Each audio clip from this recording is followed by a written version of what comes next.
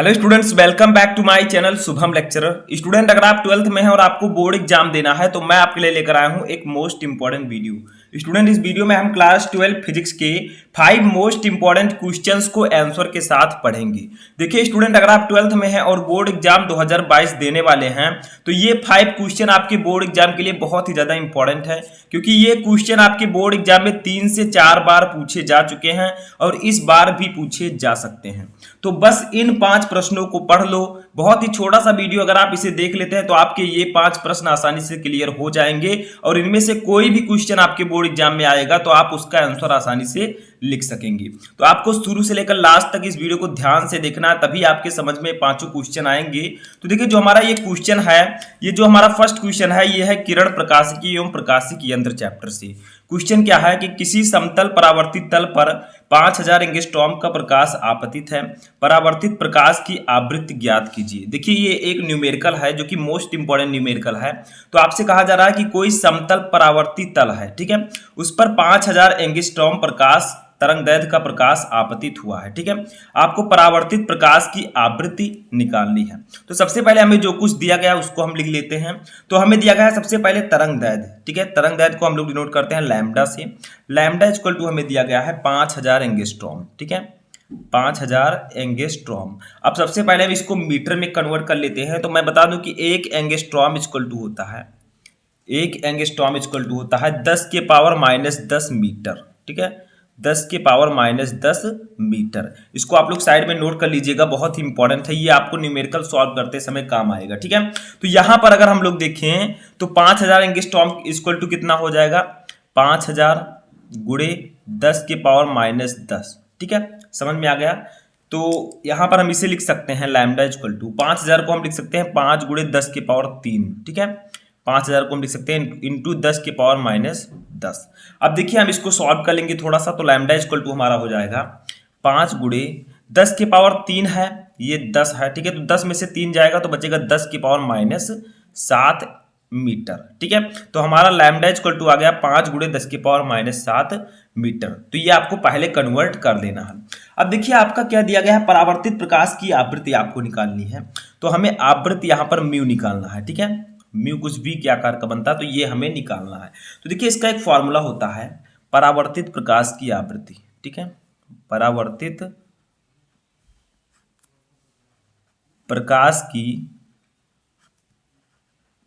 आवृत्ति, ठीक है। आवृत्ति को हम लोग डिनोट करते हैं म्यू से। देखिए, ये म्यू है, ठीक है, वी नहीं है। तो म्यू से हम इसे डिनोट करते हैं। तो म्यू इक्वल टू फॉर्मूला होता है सी अपान लैम्डा, सी अपान लैम्डा। अब देखिए, यहाँ पर सी क्या है, तो सी आप सभी को पता है। सी क्या है, सी है प्रकाश की चाल। यहाँ पर मैं लिख दे रहा हूँ, सी है प्रकाश की चाल और इसकी वैल्यू होती है 3 गुणे 10 के पावर 8 मीटर प्रति सेकंड, ठीक है। इसकी वैल्यू इतनी होती है। तो ये हम लोग सी के स्थान पर ये वैल्यू रख देंगे। ये वैल्यू हमेशा इतनी ही होती है। आपको ये वैल्यू याद कर लेना है, क्योंकि आगे चलकर ये न्यूमेरिकल सॉल्व करने में काम आएगा, ठीक है। तो यहाँ पर हम इसको सॉल्व करेंगे। तो ये फॉर्मूला आप लोग याद रखिएगा, mu equal to c upon lambda, जहां म्यू है प्रकाश की आवृत्ति, सी है प्रकाश की चाल, लैम्डा है तरंगदैर्घ्य, ठीक है। अब देखिए, यहाँ पर हम इसे निकाल लेते हैं, सॉल्व कर सकते हैं। यहाँ से सी की वैल्यू मैंने आपको बताया 3 गुणे 10 के पावर 8, ठीक है। तो 3 गुणे 10 के पावर 8 हो जाएगा ये, अपान लैम्डा की वैल्यू कितनी है, 5 गुणे 10 के पावर -7। तो 5 गुणे 10 के पावर -7, ठीक है। अब इसी को हम सॉल्व कर लेंगे। देखिए, जब हम 3 को 5 से काटेंगे तो आ जाएगा आपका 0.6। देखिए, 5 36, लेकिन 0.6 आपका आएगा, ठीक है, क्योंकि 5 3 छोटा है, 5 बड़ा है। तो ये इतना आ जाएगा जब आप भाग देंगे। आप देकर देख सकते हैं। तो ये हमारा हो जाएगा 0.6 गुणे 10 के पावर 8 है, ये गुणे 10 के पावर -7 नीचे है, इसको ऊपर ले जाएंगे। तो जब ऊपर ले जाएंगे तो चिन्ह बदल जाएगा, तो ये 10 के पावर 7 हो जाएगा, ठीक है। अब यहाँ से हम आवृत्ति निकाल सकते हैं आसानी से। म्यू इक्वल टू 0.6 गुणे 10 के पावर 8 और 7 कितना हो जाएगा, 8 और 7 हो जाएगा 10 के पावर 15, ठीक है। अब देखिए, यहाँ पर एक चीज ध्यान दीजिए, हम चाहे तो इतना हर्ट्ज लिख सकते हैं आंसर, चाहे तो हम इतना हर्ट्ज आंसर लिख सकते हैं, ठीक है, लेकिन थोड़ा सा हम इसे शुद्ध करेंगे। देखिए, जो 0.6 है इसको हम 6 में बदल देंगे, ठीक है। तो जब हम इसे 6 लिखेंगे तो 10 के पावर 15 में से 1 घट जाएगा, तो ये हो जाएगा 10 के पावर 14, ठीक है, हर्ट्ज। तो ये हमारा आंसर आ जाएगा। ठीक है, तो आप लोग चाहें तो दोनों तरह से लिख सकते हैं, इसको भी आंसर लिख सकते हैं ऊपर वाला भी, और चाहे तो आप 6 × 10⁻14 भी लिख सकते हैं। ठीक है, तो इस प्रकार से आपको इस प्रकार का न्यूमेरिकल लगाना है। सिर्फ एक फॉर्मूला आपको याद रखना है, mu equal to c upon lambda, जहां म्यू है प्रकाश की आवृत्ति, सी है प्रकाश की चाल और लैम्डा है प्रकाश का तरंग दैर्ध्य। ठीक है, समझ में आ गया। तो चलिए सेकंड क्वेश्चन देखते हैं। अब सेकंड क्वेश्चन जो हमारा है वो भी इसी चैप्टर से है। क्वेश्चन क्या है कि किसी प्रकाशिक माध्यम की वर्ण विक्षेपण क्षमता का सूत्र लिखिए। यानी कि कोई भी प्रकाशिक माध्यम हो उसके वर्ण विक्षेपण क्षमता का आपको सूत्र लिखना है। तो इसका सूत्र मैं लिख देता हूं, वर्ण विक्षेपण क्षमता। ठीक है, वर्ण विक्षेपण क्षमता। ठीक है, इसको हम लोग डिनोट करते हैं ओमेगा से। किससे? ओमेगा से। तो ओमेगा इक्वल टू होता है NV minus NR upon NY minus 1। ठीक है, तो ये फॉर्मूला होता है वर्ण विक्षेपण क्षमता का।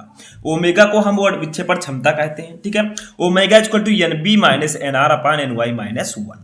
अब यहां पर अगर NV देखा जाए तो क्या है? NV है बैगनी रंग के प्रकाश का अपवर्तनांक। ठीक है, बैगनी रंग का अपवर्तनांक आप लिख सकते हैं। ठीक है, के प्रकाश का अपवर्तनांक आप लिख सकते हैं। ठीक है, ऐसे NR पूछा जाए तो ये लाल रंग के प्रकाश का अपवर्तनांक है। NY पूछा जाए तो येलो, Y का मतलब येलो, ये पीले रंग के प्रकाश का अपवर्तनांक है। ठीक है, तो NV इक्वल टू, NV क्या है? बैगनी रंग के का अपवर्तनांक। ठीक है, या आप लिख सकते हैं बैगनी रंग के प्रकाश के लिए अपवर्तनांक। ठीक है, तो बैगनी रंग के प्रकाश का अपवर्तनांक। ठीक है, यहां पर लिख दीजिए प्रकाश का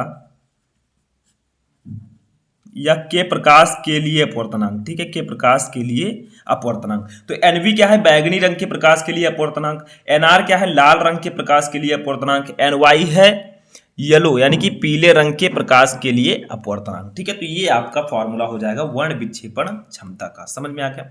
चलिए नेक्स्ट क्वेश्चन देखते हैं। तो जो हमारा तीसरा क्वेश्चन है ये एक न्यूमेरिकल है जो कि आपको बहुत ध्यान से समझना है। ये न्यूमेरिकल आप पहले भी लगा चुके हैं। तो देखिए क्या है कि निकट दृष्टि दोष वाला व्यक्ति 15 सेंटीमीटर दूर की वस्तु स्पष्ट देख सकता है।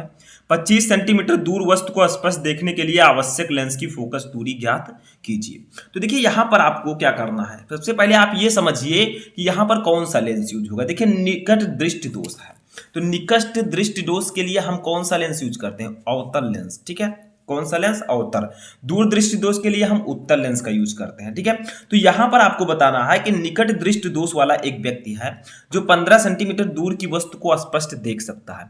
यानी कि हमें वस्तु की दूरी दी गई है, हमें प्रतिबिंब की दूरी दी गई है 15 सेंटीमीटर। ठीक है, अब 25 सेंटीमीटर दूर वस्तु को स्पष्ट देखने के लिए आवश्यक लेंस की फोकस दूरी ज्ञात कीजिए। यानी कि कोई वस्तु अगर 25 सेंटीमीटर पर है, ये वस्तु की दूरी है। ठीक है, 25 सेंटीमीटर, तो 25 सेंटीमीटर दूर वस्तु को स्पष्ट देखने के लिए कौन सा लेंस, आवश्यक लेंस की फोकस दूरी कितनी होगी। ठीक है, तो हमें सबसे पहले दिया गया है वस्तु की दूरी। वस्तु की दूरी को हम लोग U से डिनोट करते हैं। U इक्वल टू हो जाएगा -25 सेंटीमीटर। ठीक है, -25 सेंटीमीटर। अब मैंने माइनस क्यों लिखा? देखिए निकट दृष्टि दोष है, यहाँ पर अवतल लेंस का यूज करेंगे और अवतल लेंस में वस्तु की दूरी भी ऋणात्मक होती है और प्रतिबिंब की दूरी भी ऋणात्मक होती है और फोकस दूरी भी ऋणात्मक होती है, यानी कि सभी निगेटिव होते हैं। ठीक है, अब यहाँ पर V हमें कितना दिया गया है? ये V क्या है? प्रतिबिंब की दूरी। ठीक है, ये हमें दिया गया है 15 सेंटीमीटर, तो ये भी निगेटिव होगा, -15 सेंटीमीटर।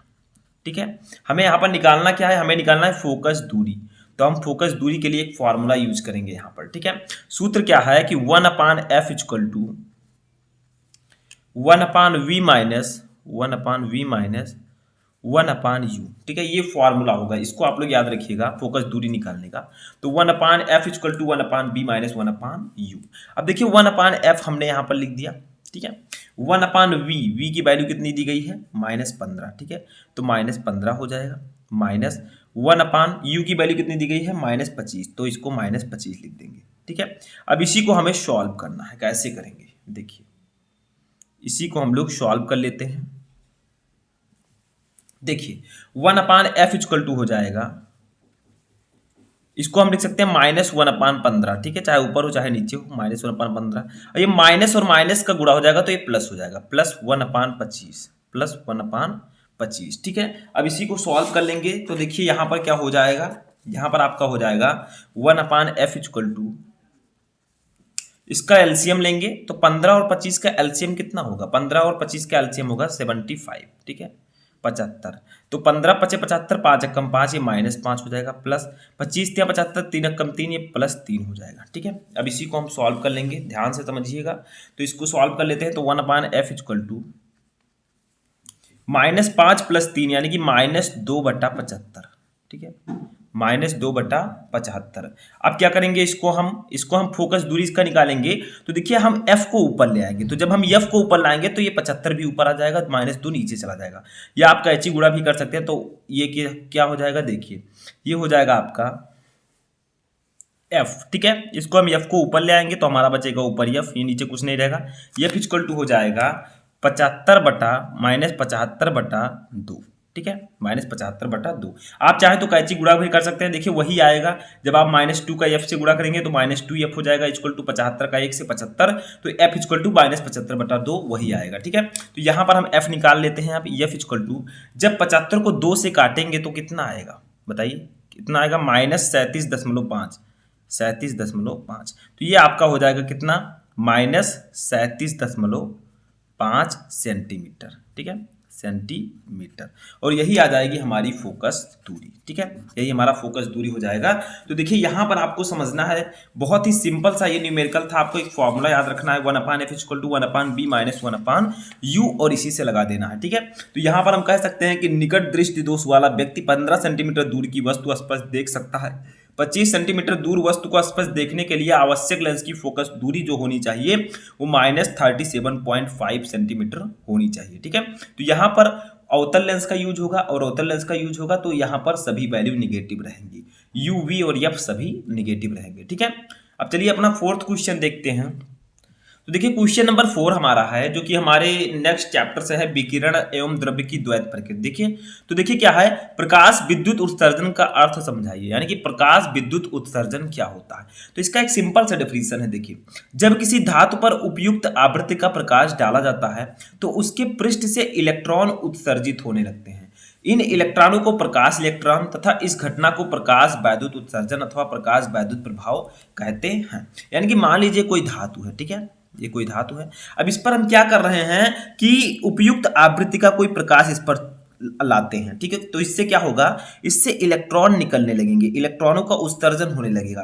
तो इसी को हम कहते हैं प्रकाश विद्युत उत्सर्जन। तो सिंपल है, जब किसी धातु पर उपयुक्त आवृत्ति का प्रकाश डाला जाता है तो उसके पृष्ठ से, जो ये धातु का पृष्ठ है, इससे इलेक्ट्रॉन उत्सर्जित होने लगते हैं, इलेक्ट्रॉन निकलने लगते हैं, ठीक है। तो इन इलेक्ट्रॉनों को हम नाम देंगे प्रकाश इलेक्ट्रॉन, और इस घटना को हम कहेंगे प्रकाश वैद्युत उत्सर्जन, या इसी को हम प्रकाश वैद्युत प्रभाव के नाम से भी जानते हैं, ठीक है। तो प्रकाश वैद्युत उत्सर्जन पूछा जाए तब भी आप यही डेफिनेशन लिख सकते हैं, और प्रकाश वैद्युत प्रभाव पूछा जाए तब भी आपको यही डेफिनेशन लिखना है। समझ में आ गया, ठीक है। तो चलिए हम नेक्स्ट क्वेश्चन देखते हैं। तो हमारा 5th नंबर क्वेश्चन है कि डी ब्रॉगली तरंगदैर्घ्य का सूत्र लिखिए, ठीक है। 5th क्वेश्चन है कि डी ब्रॉगली तरंगदैर्घ्य का सूत्र लिखिए। तो इसका सूत्र क्या होता है, तो देखिए डी ब्रॉगली तरंगदैर्घ्य का सूत्र होता है lambda equal to h upon m b, ठीक है, lambda equal to h upon m b. ये है डी ब्रॉगली तरंगदैर्घ्य का सूत्र। यहाँ पर लैम्डा क्या है, लैम्डा है तरंगदैर्घ्य, ठीक है। लैम्डा क्या है, मैं यहाँ पर लिख देता हूँ, लैम्डा है तरंगदैर्घ्य, ठीक है। उसके बाद में एच क्या है, एच है प्लांक नियतांक, एच क्या है, ये है प्लांक नियतांक, प्लांक नियतांक, ठीक है। उसके बाद में एम क्या है, एम है आपका कण का द्रव्यमान, ठीक है, कण का द्रव्यमान, ठीक है। उसके बाद में वी क्या है, वी भी जान लीजिए, तो वी है कण का वेग, कण का वेग, ठीक है। तो जो डी ब्रॉगली तरंगदैर्घ्य है वो होता है lambda equal to h upon m b, ठीक है। जहां लैम्डा है तरंगदैर्घ्य, एच है प्लांक नियतांक, एम है कण का द्रव्यमान, वी है कण का वेग। समझ में आ गया। तो यहाँ पर आपके ये 5 क्वेश्चन समाप्त होते हैं। मैंने आपको 5 मोस्ट इंपॉर्टेंट क्वेश्चन बताए। अब आप लोग कमेंट बॉक्स में बताइए कि इनमें से कितने क्वेश्चन आपको समझ में आ चुके हैं और कितने क्वेश्चन आपको ऑलरेडी पता थे। तो हम मिलेंगे नेक्स्ट वीडियो में नेक्स्ट टॉपिक के साथ। तब तक आप लोग अपनी तैयारी करते रहें।